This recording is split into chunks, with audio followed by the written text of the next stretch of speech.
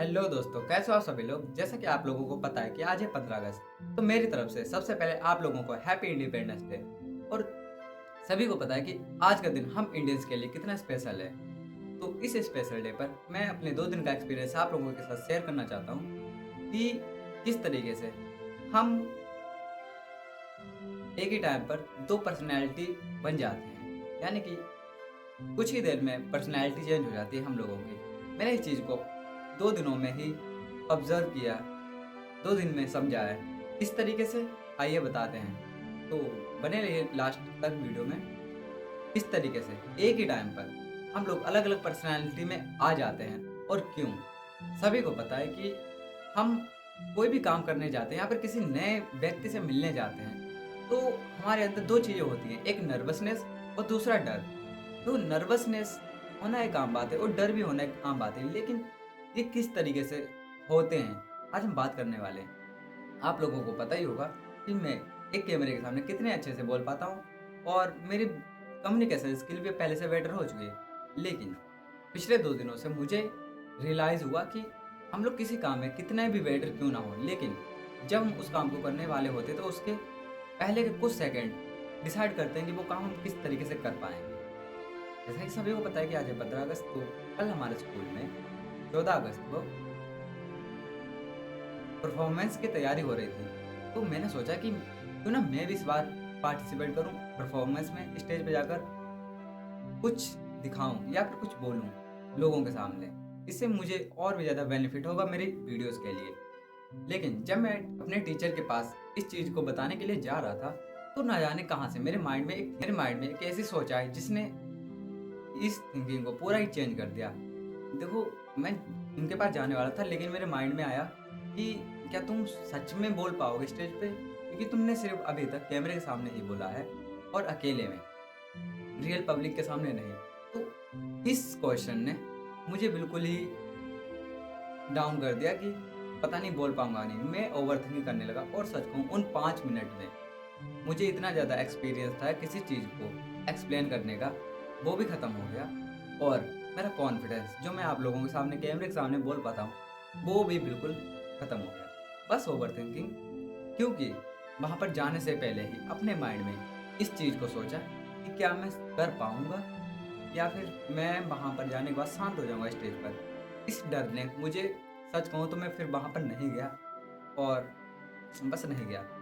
तो फिर इस चीज़ से पता चलता है कि तुम्हारा जो डर है कि किसी चीज़ को करने या ना करने का, ये तुम्हारे शुरू के कुछ सेकंड, कुछ मिनट पर डिपेंड करता है कि तुम उस काम को स्टार्ट करने से पहले क्या सोच रहे हो।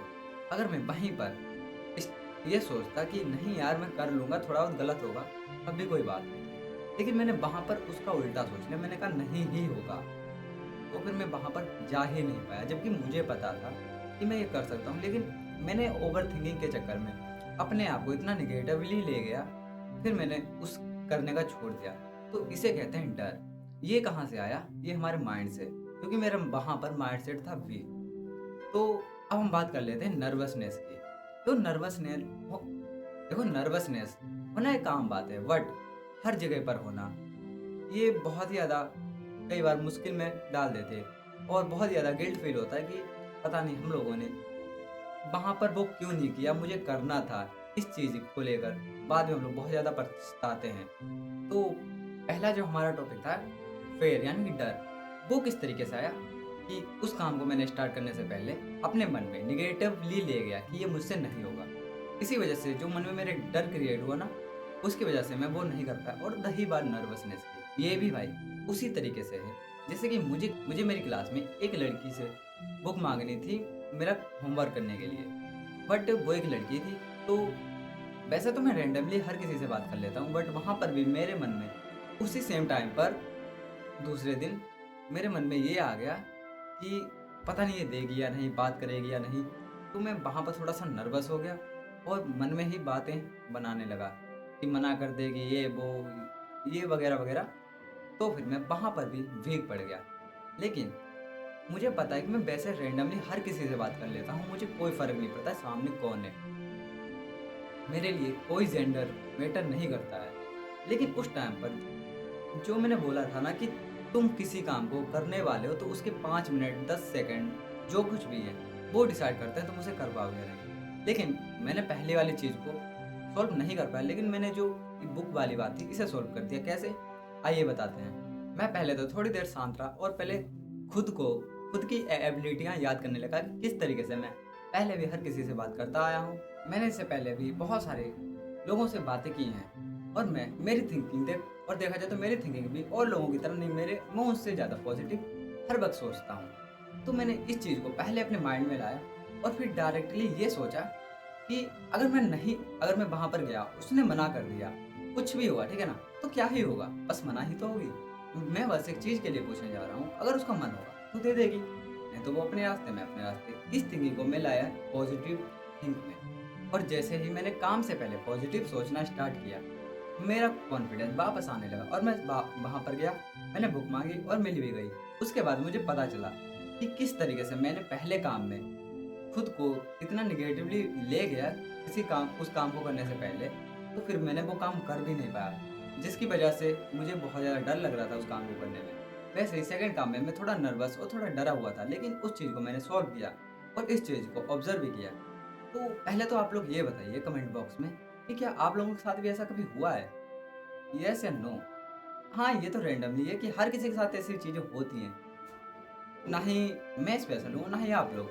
ये चीज़ कभी ना कभी आप लोगों की लाइफ में भी होती रही होगी और आप लोग किस तरीके से इन चीज़ों को हैंडल करते हो, इस चीज़ को कमेंट बॉक्स में बताना ना भूलें। और रही बात, देखो, अब यहाँ पर 2 चीज़ें हो गई, डर और नर्वसनेस। देखा जाए तो दोनों का मतलब अलग है, लेकिन काम करने का तरीका एक ही है कि अगर किसी काम को करने से पहले ये तुम्हारे माइंड में आ गई, और किस तरीके से आई, पॉजिटिव या नेगेटिव। अगर पॉजिटिव में आए तो तुम उस काम को पहले से और भी अच्छे से कर पाओगे, चाहे वो काम तुम्हें पहले से आता हो या ना आता हो। लेकिन अगर तुम्हारे मन में ये निगेटिवली आ गया ना, चाहे तुम उस काम में कितने भी मास्टर हो, कितने भी अच्छे हो, उस काम को करने का तो छोड़ो, तुम स्टार्ट ही नहीं कर पाओगे, जैसा कि मैंने किया। बट मैंने इस चीज़ को रियलाइज़ किया और सोचा क्यों ना आज के इस स्पेशल दिन पर ये मेरा एक्सपीरियंस आप लोगों के साथ शेयर करूं। तो कैसा लगा आप लोगों को ये मेरा एक्सपीरियंस? और हाँ, बहुत सारे जगहों पर ये होता है कि मैं किसी से बात करने जा रहा हूँ या फिर किसी नए काम को स्टार्ट करने जा रहा हूँ, होगा या नहीं होगा। देखो भाई, अगर किसी से बात करनी है तो जाके करो, कोई काम करना है तो स्टार्ट करो, होगा या नहीं होगा वाली बात है ना, वो बाद में होती है। पहले स्टार्ट करना सीखो, पहले जाओ, बात करो, कोई काम स्टार्ट करना है वो करो, ताकि तुम्हारे अंदर पॉजिटिविटी, कॉन्फिडेंस, ये चीज़ें बूस्ट हो। इससे तुम्हारे पास नया एक्सपीरियंस आएगा, नया बिहेवियर आएगा, किस तरीके से लोगों के साथ बात करनी है। और जिस दिन तुम्हारे अंदर ये आ गया, चाहे वो 15 अगस्त में तुम्हें स्टेज पे जाना हो, चाहे किसी भी रैंडमली लड़की या लड़के से बात करना हो, तो तुम उसे नॉर्मली हैंडल कर पाओगे। क्योंकि जब भी हम कुछ भी करते हैं तो हमारे माइंड में पहले एक सिग्नल जाता है कि ये मुझे करना चाहिए या नहीं, और सही है या गलत। तो सही या गलत हर किसी को पता होता है कि ये सही है या गलत। एक चोर चोरी करने जाता है तो उसे पता चलता है कि हाँ, मैं गलत कर रहा हूँ, बाकी पता है। एक अच्छा इंसान जब किसी की मदद करता है तो उसे ये भी पता होता है ये सही है, ठीक है। तो सही गलत का अंदाजा आप लोगों को पहले लगता है, लेकिन मुझे करना चाहिए या नहीं उस काम को, जिस काम को मैं करना चाहता हूँ, या फिर किसी से बात करना। तो अगर आपको ये चीज़ सच में करनी है, नया काम स्टार्ट करना है, नए लोगों से मिलना है, नए लोगों से बातें करनी है, तो पहले अपने माइंड में ये मत लाओ कि पता नहीं ये मुझसे बात करेगी, ये मुझसे होगा या नहीं होगा। क्योंकि जिस दिन तुम अपने मन में काम से पहले इस चीज़ों को ले आओगे, तुमसे काम नहीं होगा। बट अगर तुमने थोड़ा सा भी कॉन्फिडेंटली अपने आप को समझाया कि भाई क्यों नहीं होगा, हर किसी से होता है, मैं भी कर सकता हूँ, और नहीं होगा तो क्या दिक्कत है, फिर से ट्राई कर लेंगे। जिस दिन तुमने ये थिंकिंग खुद में ले आए, उस दिन तुम हर किसी से अलग अपने एक न्यू वर्जन में आ जाओगे। तो थैंक यू सो मच।